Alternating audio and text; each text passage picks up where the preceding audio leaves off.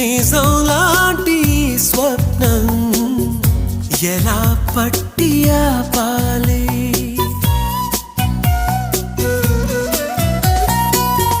కలే అయితే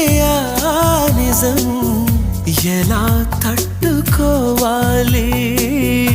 అవును కాదో అడగకంది నా మౌనం చెలివో చిలవో తెలియకుంది నీ రూపం